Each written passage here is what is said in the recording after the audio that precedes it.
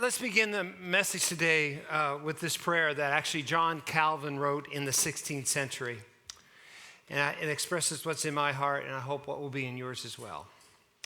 Heavenly Father, in your Son Jesus Christ is hidden all the treasures of wisdom and knowledge. Enlighten our minds by your Holy Spirit, and grant that reverence and humility without which no one can understand your truth, through the same Jesus Christ our Lord. Amen. A few weeks ago, I quoted an author by the name of Stephen Brown. And we were talking about the principle of historical affirmation, where he said, don't forget the past. You'll be surprised at what it will do for you in the future. Now, in just a moment here, I want to do the big reveal for what our big teaching moment is going to be for this coming year. But before I do that, I want to just quickly remind us where we've come from the last 3 years. And it's hard to believe it's been 3 years ago when we started this, or what we call church-wide discipleship journey. So 3 years ago, we had what was called the story. And the story was where we helped reintroduce people to the whole Bible. We started from Genesis and went all the way to Revelation. And we try to give people a sense of what God's unfolding story was, what his revelation of himself was all about what he revealed of himself in the Old Testament, and of course, and then the New Covenant or the New Testament, and the whole revelation of who Christ is. And again, it gave us a sense of, do you know not just the Bible, but do you know the story, God's story? And do you know how your story fits within his story? His story. Get that? His story. Sorry. So, just seeing you're paying attention. So that took a whole year. We did a whole teaching year on the story. Month by month, we walked through it. The following year, we then followed another thing that actually was connected to the story, which is sort of part 2. It was called Believe. And we were on this, encouraging people to start this great journey to love like Jesus. And it was a whole series of messages that helped us think about how to think, act, and be like Christ. To think, act, and be like Christ. And actually, throughout that, we realized there were sort of 10 core beliefs we should have. We should have 10 core sort of behaviors in our life, and also 10 sort of core attitudes or characteristics that all demonstrate that we're becoming like Christ. So it gave us a sort of a paradigm. And for people who like to have some level of understanding and organization to their faith, it sort of gave a grid for us to kind of walk through. And then last year, we then did the Red Letter Road. The Red Letter Road. And this was where we said, do people really know what Jesus taught and said? Jesus made this powerful statement, which we looked at all year long, but we looked at this whole idea where Jesus said in Matthew 7 at the end of his Sermon on the Mount, he says, if you listen to what I say, but also do what I say, you're like a wise person who's building their life on a rock, a foundation, and no matter what comes, you will stand. And so we realized that if we're going to be Christians, we should know what Jesus says, right? Because we're Christ followers. And if we're going to follow the way of Christ, well, do you know what the way Jesus tells us to go? So all year long, we looked at different parts of the gospel and asked ourselves, what is it that Jesus says, and how does that shape our understanding of being Christians, being Christ followers? Well, now, here we are. We are going to now do the big reveal. We already gave the reveal there a little bit. That was my bad to put that first slide up. But I'll show it to you again now so you can understand it. So this year, we're going to start a new chapter in our journey of faith, and it's called Faith IRL. Now, for some of you who are hip with language, does anybody know, did I misspell something, or what does IRL stand for? In real life, that's right. So we're going to be going through this journey because the idea is this. We're thinking if you know what the Bible's all about, the story, if you kind of have a grid work of what the Christian life is all about, believe, and if you kind of know all the words of Jesus, the Red Letter Road, well, now this year we really want to take that deeper dive and ask ourselves, okay then, what does faith in real life look like? What does it really look like? Using all of what we've learned in the last 3 years to kind of help shape this year and as we move forward into it, okay? Now, again, our key verse for this series is actually taken from Romans 12:2. And actually, I'd like us to read that all together. If you can see those, oh yeah, it's really nice and big up there. It's smaller down here. But anyway, let's read that passage together. This is going to be, and I'm going to encourage you that this is our memory verse for the year, okay? One memory verse, okay? So here we go. Let's read it together. Don't copy the behavior and customs of this world, but let God transform you into a new person by changing the way you think. Then you will learn to know God's will for you, what is his pleasing, perfect. This whole idea of faith, right? We're called to walk by faith. The just shall live by faith. Paul talks about later on in the scriptures that we need to fix our gaze on things that we cannot see. And as we look at this whole passage of scripture, we realize and recognize that Paul's inferring something here as we think about this. He says, don't copy the behavior and customs of this world. Don't copy them. There's this whole idea that there is going to be pressures upon us to not live by faith, to walk by faith. And how do we avoid that? Because there is a warning here.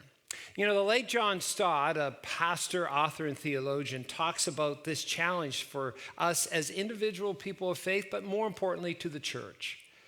And with a note of warning, and he wrote this about 15 years ago, he said, we are exposed to cultural pressures incompatible with the lordship of Jesus Christ, which nevertheless are demanding from us a capitulation that we're not prepared to give. And if we do capitulate to the pressures of society around us, then we compromise our integrity, we blunt our testimony, and we suffocate our spiritual life. Stott goes on to say, we need to understand that in Romans 12:2, there is a double calling here. On one hand, we are to live in the world, and on the other hand, we are not to conform to the world. Now, the danger, of course, is that when we live out our faith, we either fall into the temptation of escapism. We try to, in order to live for God, escape from everything in the world and isolate ourselves from. But that, I would say, is a far more minute temptation than the other one. The other temptation is conformity. And otherwise, though, what we're called to actually do, rather than escapism or conformity, we're actually called what John Stott, he uses a phrase he called holy worldliness. We are supposed to live in this world, but we're supposed to live as God's people of faith. In other words, we're supposed to have faith in real life. That's what God wants to see in our lives. Now, let me ask you this. Have you ever walked into a situation at your work or maybe at home and someone says, do you want the good news first or do you want the bad news first? I hate those questions. But for me, since I want the day to end well, I always say, okay, give me the bad news first, and then we can end it on an up note, right? Just a little trick. I think it's an emotionally healthy way to address things. But, speaking of good news and bad news, I read this story recently, a guy in the hospital with 2 broken legs, and the nurse comes in and tells him the good news and the bad news. So he says, well, I want the bad news first. You see, he's following my strategy. And the nurse says, well, we're going to have to remove both your legs. And the guy says, okay, give me the good news. The nurse says, the guy beside you wants your sneakers. Sneakers, no leg. Okay.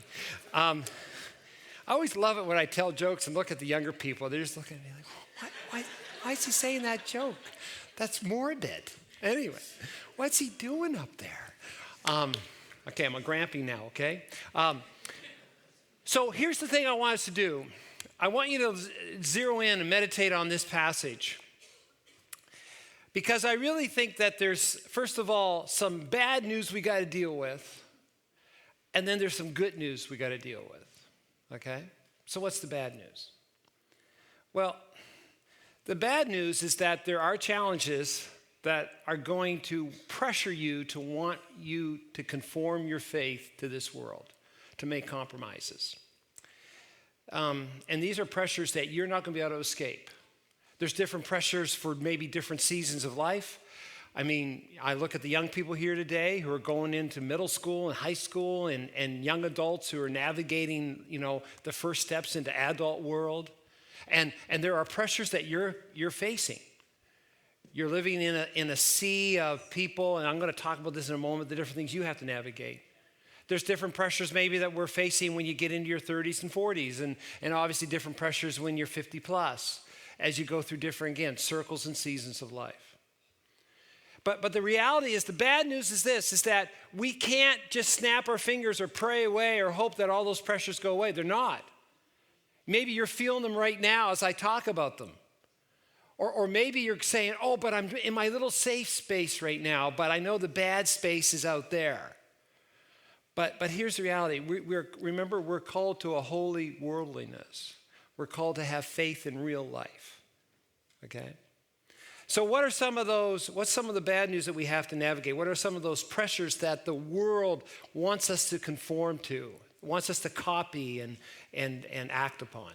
Well, I want to highlight 3 pressures really quick for you. First of all, there is the pressure of the belief that this is all there is, the here and now. Did you catch that? This is all there is, the here and now. Now, the bigger, more sophisticated, educated phrase for that is what we would call secularism, or the Latin phrase seculum, which really just means here and now. That's all, here and now. And the idea is that the here and now means there is no forever. There is no concept of the eternal. Meaning in life is found if we want to find guidance, if we want to find happiness, if we want to find peace, if we want to find satisfaction, it's found only in the here and now. So that's economic prosperity, material comfort, emotional fulfillment. I mean, obviously, we are a media-saturated society.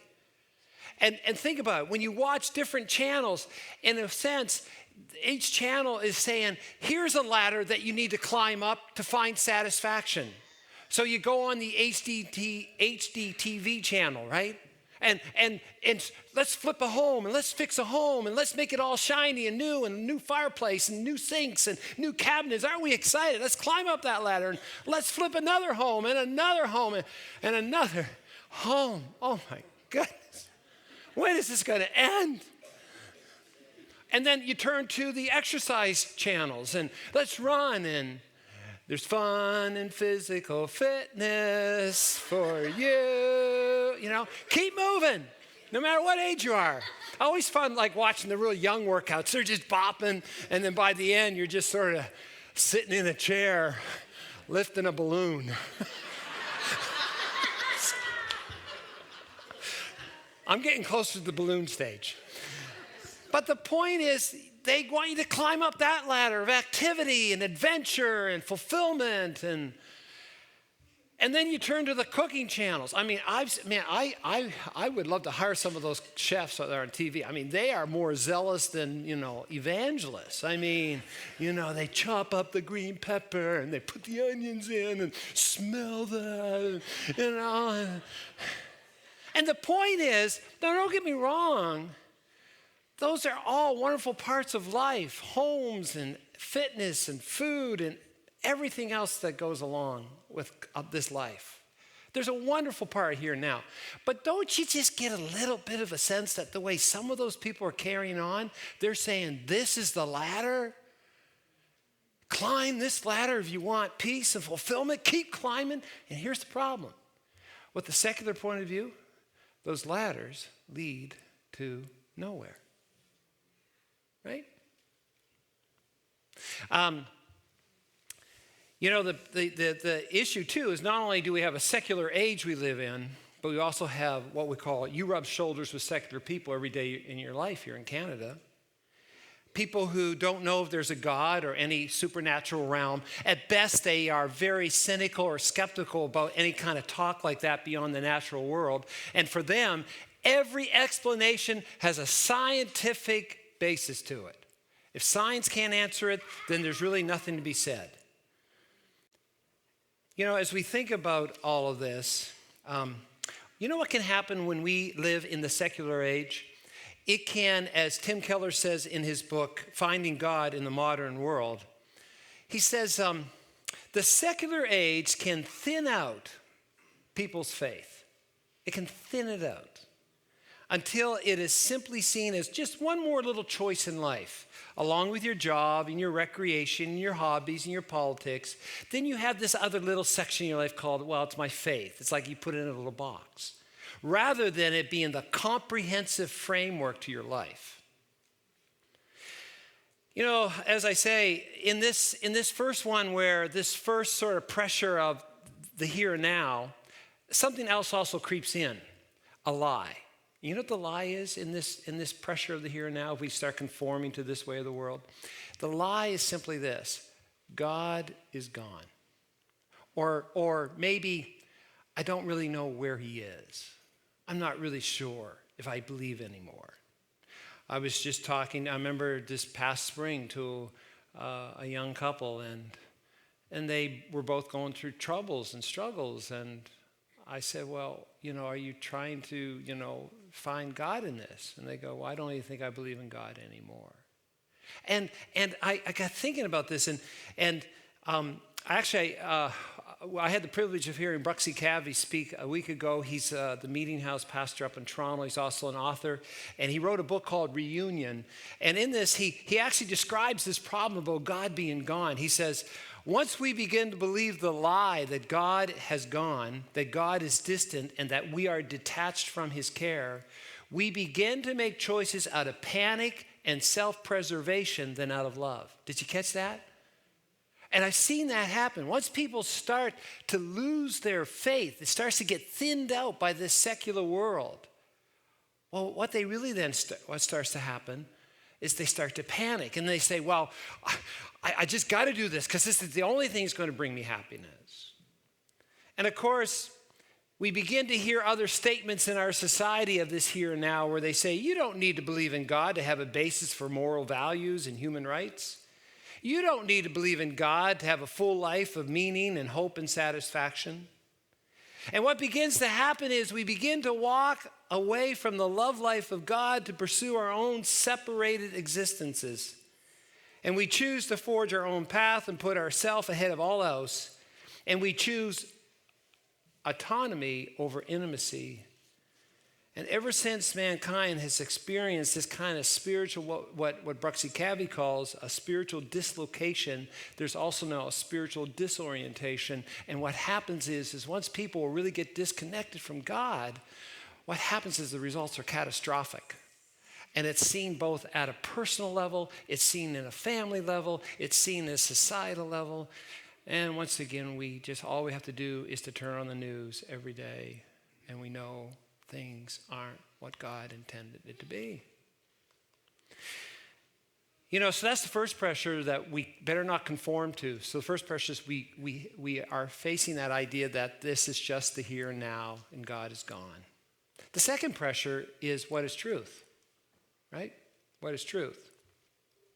You know, this is so deep now. And again, parents, as you have conversations with your children as they go to school, this is the mantra of our secular education, that there's no ultimate truth.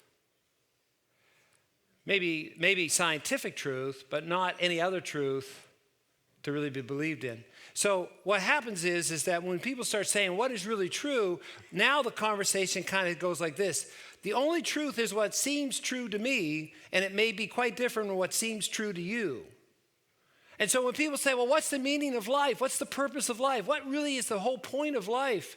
Well, now we have what are called a whole vast array of subjective, culturally conditioned opinions with no objective criterion by which to judge them. Now, that was a big sentence, but the point is basically there's just an array, a rainbow of choices we can take. Take your pick. And as long as you don't hurt anybody, and if that works for you, I guess that's true for you. And we need to respect that. And so what we're encountering, and again, the first big word we're dealing with was secularism, right? The here and now. But now this idea is what we call pluralism, where now how people cope with life and put together meaning is to kind of do what's called a mashup. So, you might go into someone's house and they might have some material on their coffee table, for example, and they might have the Bible and the Quran and then the Watchtower and then the Mormon doctrine books and then maybe a little bit of something from Eastern Hinduism and on and on. And they got the whole list there. And then throw in a little bit of, gospel wealth and health teaching, and positivity thinking. And what do you got? You got this vast array because, what's truth? I guess we got to just take truth wherever we can find it and kind of do our own mashup. What works for us? And of course, as the Christian church, we maintain that there is such a thing as objective truth. And people who are purely into pluralism find this obnoxious to them. They cannot stand it. See, what we Christian church have been saying, we say this: God has revealed himself to the world not only in an orderly, beautiful, created universe, but we also say the truth is that we see it supremely in Jesus Christ and in the full biblical witness to who Christ is. We say Jesus Christ is God's Son, the Word who became a historical human being. He came here in real life, IRL. He's the rock on which the church is built, and the church has no liberty to tamper with its foundations. Let me just quote John Stott here again. He says, as we talk about this issue of truth, he says, at this point, notice and declare the nature of this truth claim. We do not claim, now listen carefully, we do not claim the finality and uniqueness of Christianity in any of its traditional formulations, whether it be Catholic, or Orthodox, or Protestant, or Reformed, or Baptist, or Pentecostal. We're not even claiming uniqueness for the church in any of its cultural manifestations, whether it be in Latin America, in Asia, Africa, the West, or the East. The only truth claim that we cannot tamper with is the uniqueness of Jesus Christ. See, Christianity is rooted in the history of real life. See, if you could disprove that God became human in the person of the historic Jesus Christ, then Christianity is doomed. In a few months, hard to think about this right now, but in a few months when there's snow on the ground and we're celebrating Christmas, you know what we're really celebrating? No, it's a lot more than about the toys and the cakes and the food and the family get together. Those are all wonderful sub things. What's it about? That God came in the flesh and he was with us. It's the incarnation. Jesus became God's show and tell. In real time, in real history, IRL. When we talk about the resurrection of Jesus, we're not just talking about, like when one of us dies, we can still say, I can still sense his presence or her presence. Her memory lives on. We're not talking about that when it comes to Christ. We're saying that when the disciples went on that Sunday morning back nearly 2,000 years ago, guess what? The tomb was empty. See, we have an historic truth claim. In real life, Jesus rose and defeated death in real life. And that's why when we talk about truth, for us, we say the groundwork of truth is found in Jesus. That's where I have to start. Whatever else I discover about truth is great, but I know that my starting place is Jesus. And that's a pressure that I have to deal with in a world that says there is no such thing as truth. And I have to say, but Jesus said, I am the way, the truth, the life. Here's the third pressure that we're going to have to navigate. This is just the last part of the bad news for the morning. The pressure of it's all about me. It's all about me. Now, let's be honest, right? You wake up in the morning, who's the only person that you're waking up with? You. Don't want to get your head too spun around on this, right? You're walking around with you inside of you. You're thinking about you. You're thinking about you, right? It's always about, you got me right here in your head. And so, of course, all of us are doing that. And when we think about ourselves, we have these deep needs that we want met every day. We want to be accepted. We want to be loved, right? I mean, nothing worse than coming into a very large church gathering like this morning and no one says hello to you. How dare they? It's me. I've been thinking about me since I woke up. How come they're not saying hello to me? But we're also looking for purpose in life. We're looking for confidence. We're looking for security. We're looking for satisfaction. We're looking for freedom. And in this culture of ours that says, how do I find all those things? Satisfaction and freedom and confidence. Well, you say, well, I'm going to get up and I'm going to think about me. What will make me happy today? And then I watch the media and I watch the shows and I read the magazines and I talk to my friends and I take all my cues from the world around me. And basically I'm being told if you want to really be satisfied and happy and have security and be accepted by everybody, you got to first of all have lots of stuff and you got to have lots of money. So get up and make lots of stuff and lots of money. And all of us run around trying to chase Jeff Bezos, There's always pictures of him on the news. Why? Because he's the richest man in the world. And we're sitting there going, okay, I guess that's what makes you happy. You got to have stuff. And we get caught up with our stuff. And we get caught up with our money. And we forget the words of Job that naked we come into this world and naked we go out. Think about it. This pilgrimage through life, we start naked and end naked. And of course, in this culture of ours that says it's all about me, we then have new little mantras. Actually, I went to, not picking on the superstore, I saw at other places, but I was looking at the little clothing rack, and I saw these T-shirts, and the T-shirt said, be all that you can be. You're the one. All these like little, and I was thinking, or there was another one, you are unique and special. And I'm thinking, but it was all mass produced. There was like 100 of them. So everyone goes, buys one, and walking around, I'm unique and special. I'm unique, right? I'm going like. But you see, we live in a culture today that says it is all about me. And so they start saying things like believe in yourself, or you become yourself when you're true to your deepest desires and dreams. And you should be free to live as you see fit as long as you don't harm others. And of course, here's where we get religious. Because as we wanted to make it all about me, and I think, okay, I'm not sure about this whole God thing, but if there is a God, I guess he's going to require a few things from me. So we come and we offer our rituals and our traditions, and we get involved a little bit, and we show up a little bit, just enough, right, to keep the bank account good with this deity or God that we have in our head. And we try to please him. Why? Because we want him to make our life good, right? And at best, though, we're always left struggling when it's all about me. Life gets very small, very self-centered, and we're left with performance and pleasing others to feel accepted. I keep thinking of that song that Ava sang. I keep fighting voices in my mind that say I'm not enough. Every single lie that tells me I will never measure up. And am I more than just the sum of every high and low? Remind me once again just who I am, because I need to know. And then the chorus goes, you say I am loved when I can't feel a thing.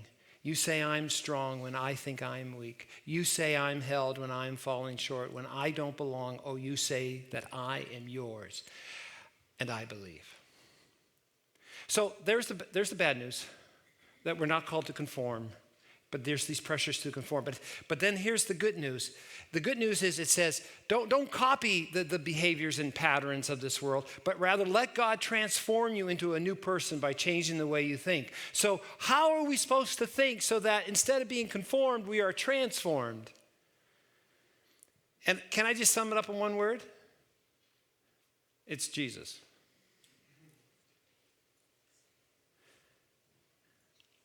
See, how you think about Jesus, and you begin to think about all the good news he brings to us, it changes everything in real time for you.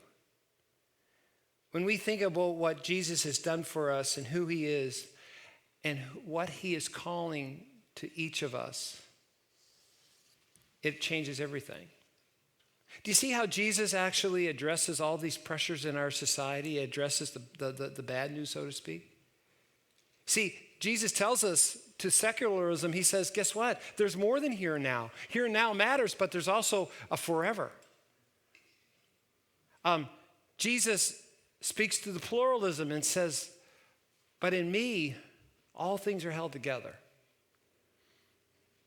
Jesus addresses the meism of life, where he says, I am your teacher and master. I am your Lord.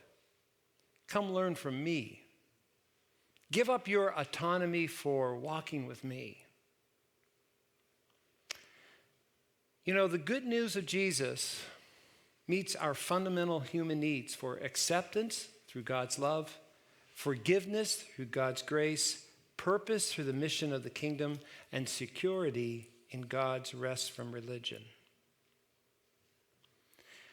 You know, I think about why, if we're going to be transformed, we need to make sure we understand that if we don't understand who Jesus is and all that he's done, or in other words, the good news of Jesus, or in other words, here's an in-house phrase that we're going to use, but I always don't like using what I call more Bible words in case someone's new and says, I don't know the Bible, what do you mean? But there's this word gospel, which is really just means good news. But it's good news of who Jesus is. And here's the good news. Here's the good news. I think regardless of where you're at in your understanding of who God is, whether you believe there's a God or whether you're a saint who's been loving God for all your life, we all agree on one of these eternal truths. And here's an eternal truth. The highest good is love. Would you agree with that? The highest good is love. And here's the thing, though. And most of us want to believe if the highest good is love, and then we hear the Bible tells that God is love. But how do we know that is true? Well, go one more step. God demonstrated his love for us in this, that while we were still sinners, Jesus, Christ, died for us. You see, Jesus gives us the historical evidence that we can know that God is love, and that we can be drawn into the highest good. So the question is that if we're going to be transformed, we need to attach our lives to Jesus. And to quote Bruxy Cavey again, we need to attach ourselves to pure love and pure life and a light that will overcome the darkness of apathy that plagues our world. So we want you and I want to have a faith for real life. But it's a faith in Jesus. Because you see, Jesus is God with us, come to show us God's love, save us from sin, set up God's kingdom, shut down religion so we can share in God's life. That is the beginning of a journey of faith in real life.